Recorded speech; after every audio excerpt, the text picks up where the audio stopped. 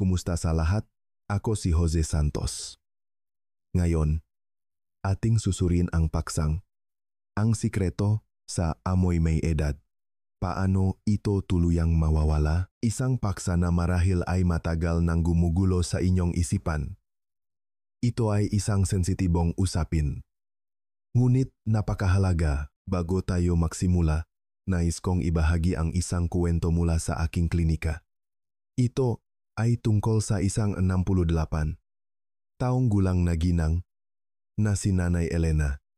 Isang matagal ko ng pasyente. Isang araw, tinanong siyang kanyang pinakamamahal na apo, "Lola, bakit po may kakaibang amoy sa inyo?" Narinig itong kanyang manugang at agad na bumulong sa bata. "Hayaan mo na. Yan ang amoy ni Lola." Ikinuwento sa akin ni Nanay Elena kung paanong ang salitang iyon mula sa isang inosenteng bata ay tumusok sa kanyang puso na parang isang kutsilyo. Aniya, itinuturing niya ang kanyang sarili na isang malinis na tao at palaging sinisigurong mayos ang hitsura. Ngunit hindi niya akalaing maririnig niya ang gayong masasakit na salita mula sa kanyang pinakamamahal na apo. Mula sa araw na iyon, hindi na masyadong lumalapit sa kanya ang apo niya para magpabuhat o yumakap. At kung minsan may magpabuhat ito, hindi maiwasang kumunot ang nonito ng gabing iyon. Umiyak ng matagal si Nanay Elena sa ilalim ng kanyang kumot. Kayong mga magulang, mga lolo at lola na nanonood ng video na ito. Naranasan niyo na ba ang katulad nito?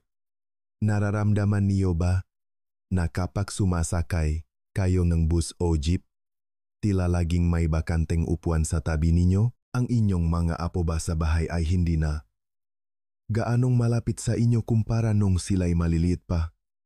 O napansin niyo ba na kapag pumapasok kayo sa isang silid, agad na binubuksan ng inyong pamilya ang mga bintana para pumasok ang hangin? Kapag nangyayari ang mga maliliit na detalyeng ito, nakaramdam na ba kayo ng kahit katiting na pag-alala at pagdududa? Nagsisimula na ba akong makaroon ng amoy na iyon na ikinahihiyang pag-usapan ng mga tao?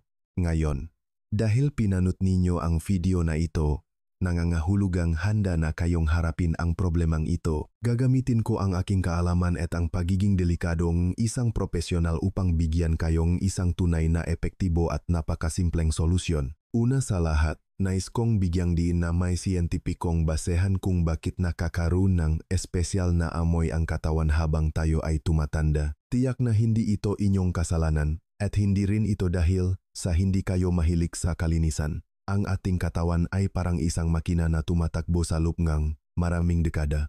Natural lamang na tumanda ang mga bahagi nito, magbago ang mga function, at kaakibat nito, magbago rin ang amoy ng katawan. Ito ay isang normal na pangyayari sa ating pisyolohiya. Ngunit tandaan ninyo, hindi ito isang kapalaran na kailangan ninyong tahimik na tiisin habang buhay. Hanggat mapapanood ninyo ang video na ito ngayon, ipinapangako ko na matututunan ninyo kung paano ganap na lutasin ang problemang ito at hindi na muling makakarinig ng mahindi magagandang salita mula sa iba. Ito ay isang pagkakamali na ginagawa ng maraming nakatatanda. Kapag naramdaman nilang mayroon silang amoy sa katawan, ang una nilang naisip ay gumamit ng pabango, kolong o iba't ibang fragrance para paktakpan ito. Ngunit ito ay isang pansamantalang solusyon lamang at maaring lalo pang makasama. Para sa mga taong nasa paligid, ang pinahalong amoy ay mas mahirap tiisin kaysa sa simpleng amoy ng katawan. Ito ay lalo lamang magudyok sa mga miyembro ng pamilya na buksan ang mga bintana at mas lalong masasaktan ang mga nakatatanda. Upang masira ang ganitong siklo, kailangan muna nating lubusang maunawaan kung saan nakmumula ang amoy na ito. Bakit nga ba may tinatawag na amoy may edad? Maraming tao ang nag-aakala na ito ay resulta lamang ng hindi tamang paglilinis o dahil sa pagtanda na hindi na natin mababago. Ngunit sa katotohanan, mayroong malinaw na siyentipikong dahilan sa likod nito. Sa pamamagitan lamang ng pag-unawa sa mga dahilan, mahahanap natin ang tamang lunas. Habang tayo ay tumatanda, ang ating katawan ay dumaranas ng tatlong pangunahing pagbabago na siyang ugat ng amoy ng pagtanda. Una, ang pagbabago sa pagpapawis. Nung tayo ay bata pa, aktibo ang ating metabolismo at naglalabas tayo ng 1 litro o higit pang pawis sa isang araw. Ngunit ayon sa mga medikal na pag-aral, pagkatapos ng edad na 40, unti-unting humihina. Ang ating mga sweat gland at ang daming ating pawis ay maaring mabawasan ng higit sa kalahati. Maraming nakatatanda ang maring isipin, bihira na akong pagpawisan ngayon at tuyo ang aking katawan, kaya hindi dapat ako magkaroon ng amoy. Ang konseptong ito ay lubos na mali. Sa katunayan, ang pagbawas ng pawis ay hindi isang magandang bagay. Ang pawis ay ang pinakanatural na sistema ng paglilinis ng ating katawan. Ito ay parang isang built-in na tagalinis na naglabas ang malason at dumi mula sa katawan. Kung ang daming ng pawis ay lubhang nabawasan, para na ring huminto sa paggana ang truck ng basura sa loob ng bahay. Ang metabolic waste na ito ay maipon sa ibabaw ng balat at magiging pinakamasaganang pagkain para sa mga bakterya.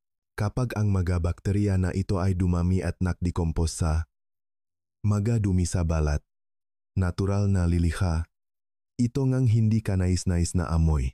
Isang 71 taong gulang na si Aling Susan ang nagtanong sa akin, "Dok, noong bata pa ako, malakas akong pagpawisan at problema ko iyon. Ngayon, halos hindi na ako pinagpapawisan. Akala ko magandang bagay iyon. Pero masama pala." Tama po iyon. Pangalawa, ang pagbabago sa komposisyon ng sebum. Ito ay mas kritikal at nakakagulat. Ang ating balat ay naglalabas ng langis para protektahan ito na tinatawag na sebum. Ngunit alam niyo ba na ang komposisyon ng sebum sa mga kabataan at nakatatanda ay magkaiba? Kinumpirma ng mga medikal na pag-aaral na habang tayo ay tumatanda, isang espesyal na fatty acid ang dumarami sa ating sebum. Kapag ang fatty acid na ito ay na-oxidize at na-decompose ng mga bakterya sa balat, lumilikha ito ng isang kemikal na tinatawag na 2-nonenal. Ang 2-nonenal na ito ang pangunahing salarin ng kakaibang amoy ng pagtanda na may mamantika at madamong amoy. Ayon sa isang pag-aaral sa Japan, ang substance na ito ay nagsisimulang dumami sa edad na 40 hanggang 50 at umaabot sa kasukdulan nito sa edad na 70. Ito ay isang produkto ng oxidized fatty acid na halos hindi matatakpuan sa balat ng mga kabataan. Dahil sa sangkap na ito, nakakaroon na espesyal na amoy na para lamang sa mga nasa middle at older age group. Medyo mapanghi at parang amoying lumang libro o diaryo. Pangatlo, ang pagbabago sa oral environment. Nararamdaman niyo ba na madalas tuyo ang inyong bibig habang tumatanda? Ito ay dahil pagkatapos ng edad na 60, ang ating produksyon ng laway ay nababawasan din ng higit sa 60%. Ang laway ay may napakahalagang papel sa ating bibig. Hindi lang ito tumutulong sa pag-moisturize ng pagkain para sa digestion, kundi patuloy din nitong nililinis ang bibig, pinipigilan ang pagdami ng bakterya, at pinapanatili ang acid-base balance. Kapag kulang ang laway, lubhang nababawasan ang kakayahan ng bibig na linisin ang sarili nito na nagre-resulta sa tuyong bibig at dila na nagiging dahilan para dumami ang bakterya at magdulot ng matinding bad breath. Isang 69 taong gulang kong pasyente, si Lola Maria, ang nagreklamo sa akin, "Madalas na ngayong tuyo ang bibig ko at parang may bad breath ako. Hindi ako makalapit sa apo ko kapag kinakausap ko siya. Kailangan laging may distansya." Ito ay isang tipikal na problema na dulot ng nabawasang produksyon ng laway. Ngayon, naiintindihan niyo na ba kung bakit kahit araw-araw kayong naliligo at nagmumumok, tila laging nariyan pa rin ang amoy na hindi matanggal-tanggal? Ito ay dahil sa tatlong pangunahing pagbabago sa inyong katawan na ipinaliwanag ko. Ngayon, alamin natin ang tatlong pangunahing prinsipyo sa pag-alis ng amoy ngang pagtanda. Ang maparaang sasabihin ko ay hindi nangangailangan ng pagbili ng mamahaling gamot o skincare products. Simula ngayon, marinyo ng Xavinito sa bahay. Ito ay mga subok at epektibong paraan batay sa maraming taon ng medikal na pananaliksik at klinikal na karanasan. 97% ng aking mga pasyente ang nagulat ng magagandang resulta. Ang unang prinsipyo ay uminom ng maraming maligamgam na tubig. Maraming nagtatanong, hindi ba ang pag-inom ng tubig ay para lang sa uhaw? Ano ang kinalaman niyan sa amoy ng katawan? Ito ay napakahalaga. Ang tubig ang pinakamahusay na panlinis ng ating katawan. Kapag sapat ang iniinom ninyong tubig, ang mga dumi at lason ay mayos na nailalabas sa pamamagitan ng ihi, sa halip na maipon at lumabas sa balat. Lalo na, ugaling uminom ng isang basong maligamgam na tubig pagkagising sa umaga. Pagkatapos ng isang gabing tulog, ang katawan ay dehydrated at malapot ang dugo. Ang isang basong tubig na ito ay parang muling paglalagayng langis sa makinang inyong katawan. Ginigising ang inyong bituka at sinisimulan ang proseso ng detoxification para sa buong araw. Ito ay mahalaga para mabawasan ang amoy ng katawan. Tandaan na uminom ng 6 hanggang 8 baso ng tubig sa isang araw. Nakatumbas ng 1,500 hanggang 2,000 mililiter. Kung nahihirapan kayong gawin itong isang habit, heto ang isang tip. Mahanda ng isang bote ng tubig na may sukat at magtakda ng dami para sa bawat oras. Halimbawa, 1 baso pagkagising, 1 bago magtanghalian, 1 pagkatapos, 1 para sa merienda sa alas 3, at 1 bago maghapunan. Uminom pang 1 oras bago matulog. Sa pamamagitan ng paggawa ritual sa pag-inom ng tubig, madali ninyong maabot ang inyong goal. Tandaan din na ang kape at tsaa ay hindi lubusang makakapalit sa tubig dahil ang caffeine sa mga ito ay diuretic at maring magdulot ng mas maraming pagkawalan ng tubig sa katawan. Kaya kung uminom kayong 1 tasang kape, mas mabuting uminom din ng 1.5 basong tubig. Ang pangalawang prinsipyo ay ang maglakad-lakad sa ilalim ng araw. Maraming nakatatanda ang sasabihin, "Naku, matanda na ako at masakit ang tuhod ko. Hindi ako makalakad at hindi makapag-ehersisyo." Huwag kayong mag-alala. Hindi ko tinutukoy ang mabibigat na ehersisyo. Ang tinutukoy ko ay isang mahinahong paglalakad sa ilalim ng banayat na sikat ng araw sa loop lamang ng 10 minuto, 2 beses sa isang araw. Ang epekto nito ay kamangha-mangha. Ang ultraviolet rays sa sikat ng araw ay may natural na antiseptic effect na tumutulong pumatay ng mga mapaminsalang bakterya sa ibabaw ng balat. Ang mabilis na paglalakad ay nakakatulong din para bahagyang pagpawisan na pumupuno sa kakulangan sa pagpapawis na nabanggit natin kanina at tumutulong sa katawan na ilabas ang mga dumi. Isang paalala, iwasan ang sikat ng araw sa tanghali. Pinakamainam na piliin ang mas banayat na sikat ng araw bago mag-alas 10 ng umaga o pagkatapos ng alas 4 ng hapon. Ang pangatlong prinsipyo ay maligo ngang maligamgam na tubig araw-araw at magbabad sa bathtub 1 beses sa isang linggo. Alam ko na para sa maraming nakatatanda, nakakatamat maligo araw-araw at madaling sipunin, ngunit ang pagligo ay napakahalaga dahil direkta nitong inaalis ang naipong sebum, dead skin cells, at bakterya sa balat. Ngunit may isang napakahalagang susi dito.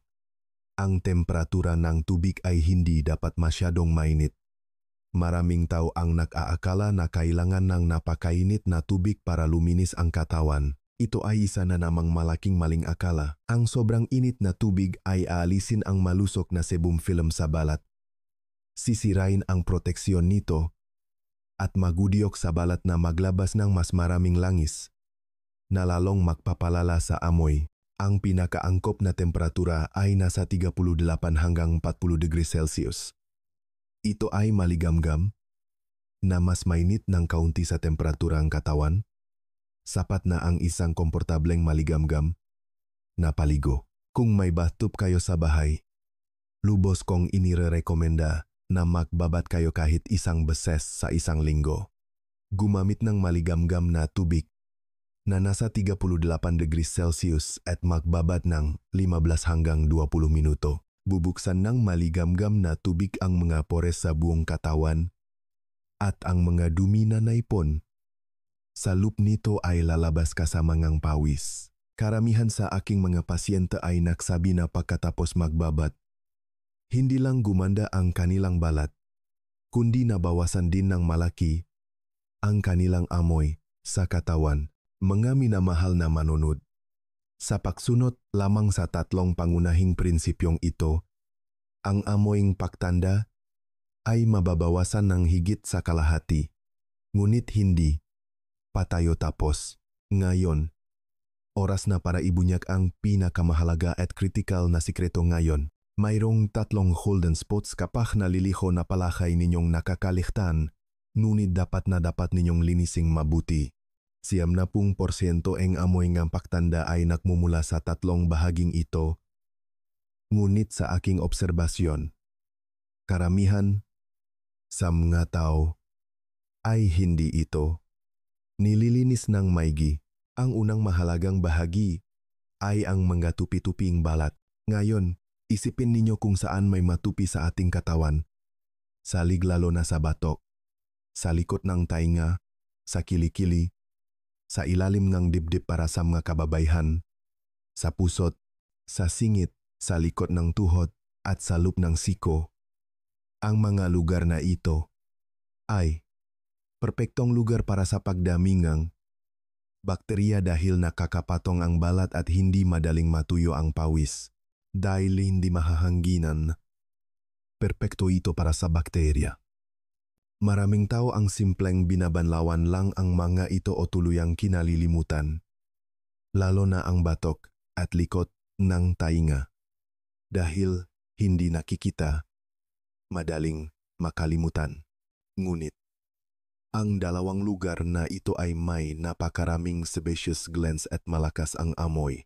Mula ngayon, kapag naliligo, mangyaring gumamit ng malambot na tuwalya o bimpo na may sabon o body wash para dahan-dahan at maingat na kuskusin ang mga tuping ito.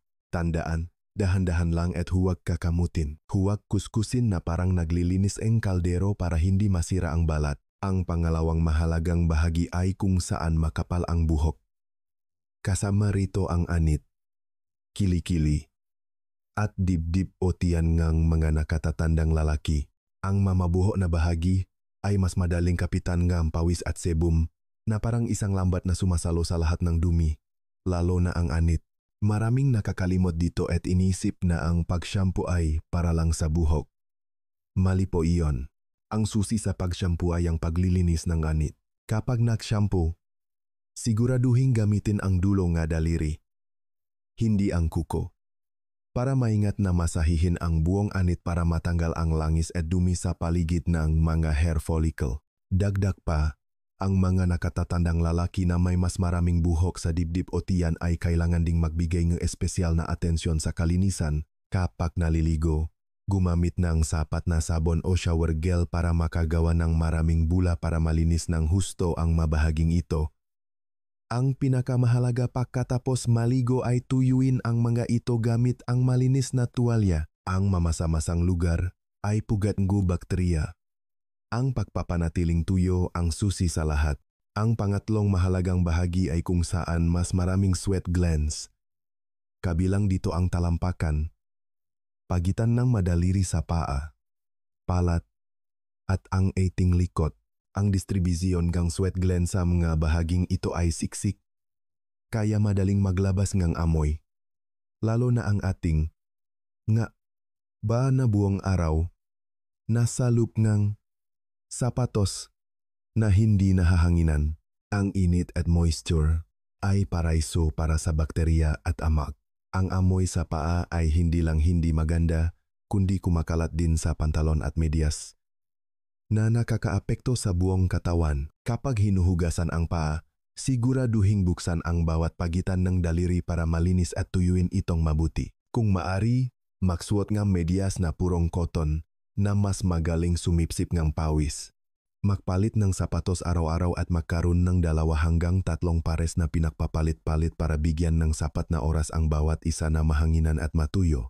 Ang likod ay isang mahirap na bahagi na linisin, kaya maari kayong gumamit ng long-handled na brush o mahabang tuwalya. Ang pawis sa likod ay madalas nag-iwan ng mansa sa damit, kaya mahalaga ring linisin itong mabuti.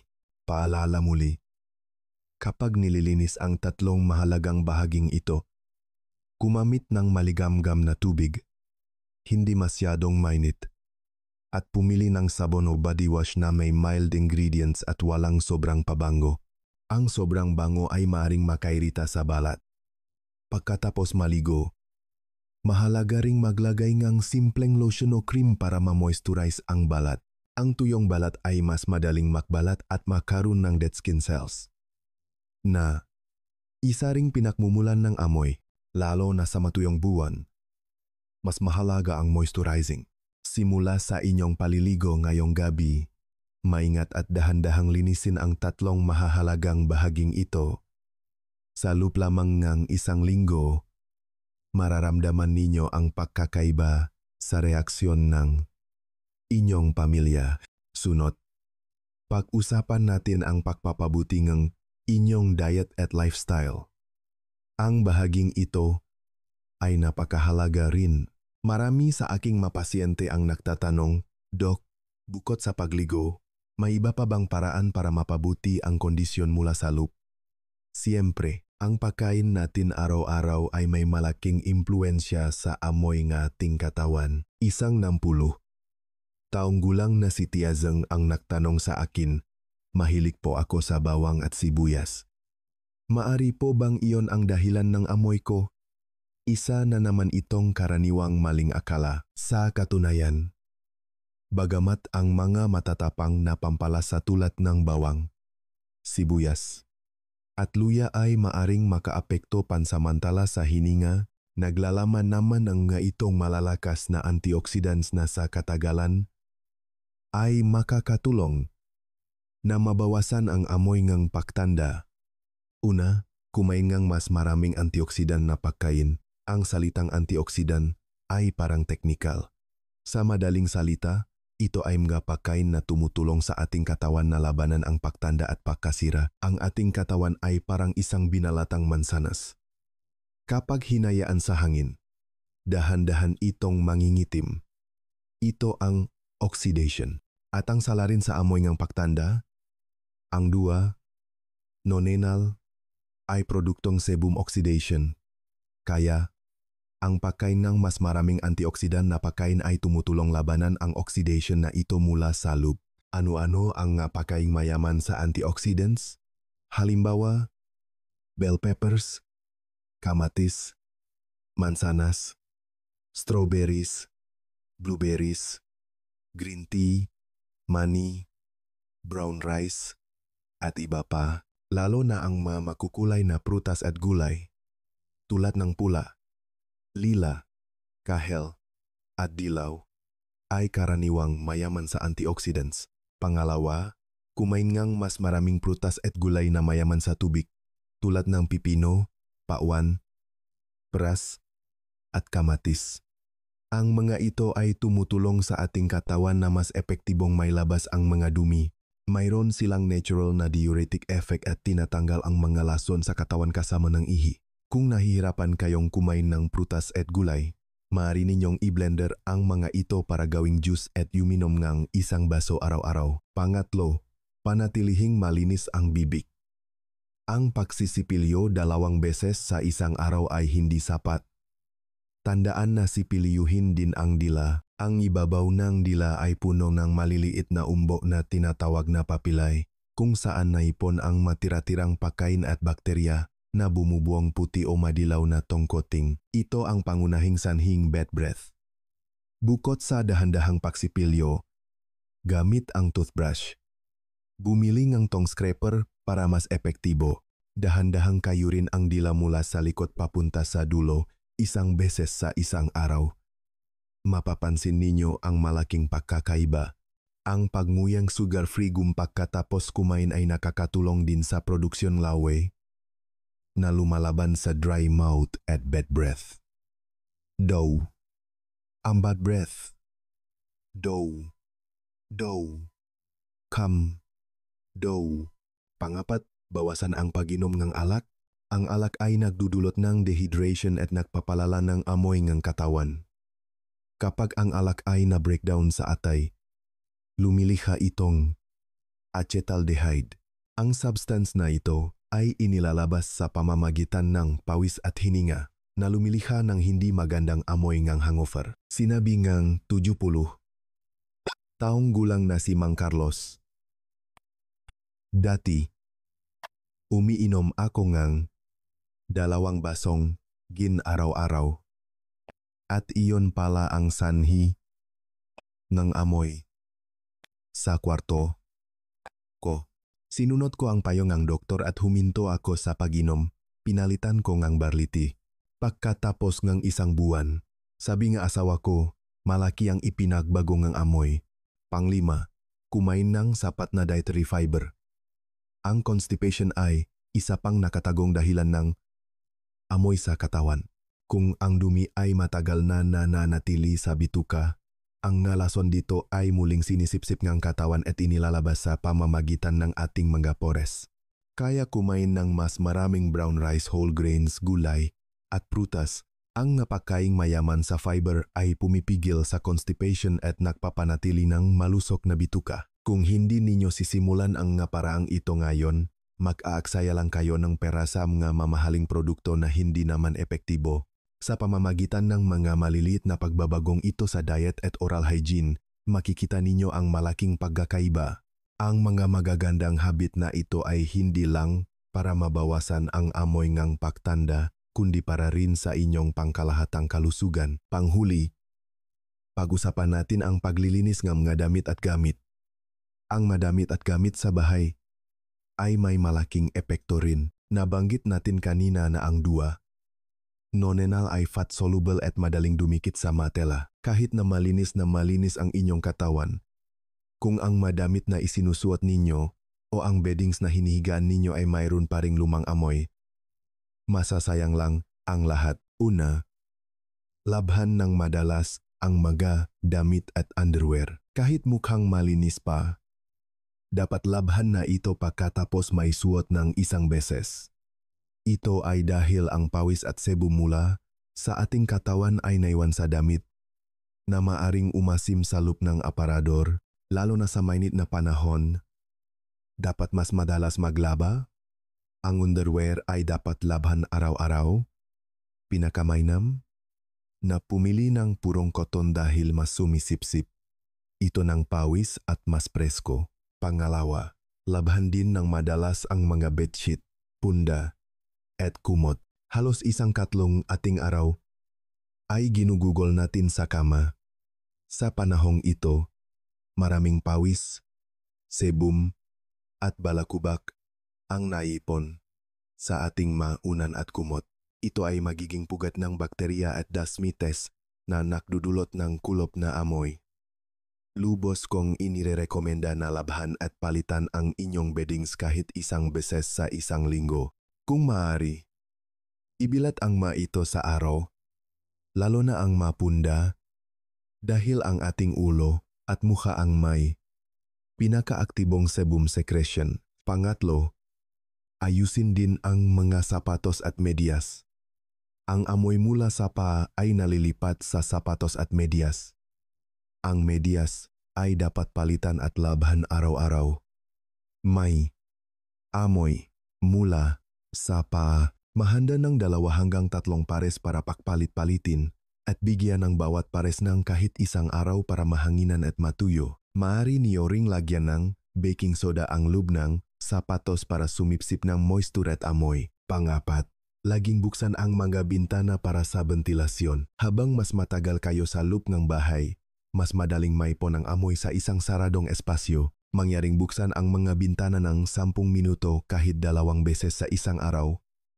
Halimbawa pagkagising sa umaga at bago matulog para magkaroon ng sirkulasyon ng hangin. Ngayon, natalakay na natin ng detalyado ang masanhing ngamoy ng paktanda at ang mga komprehensibong solusyon.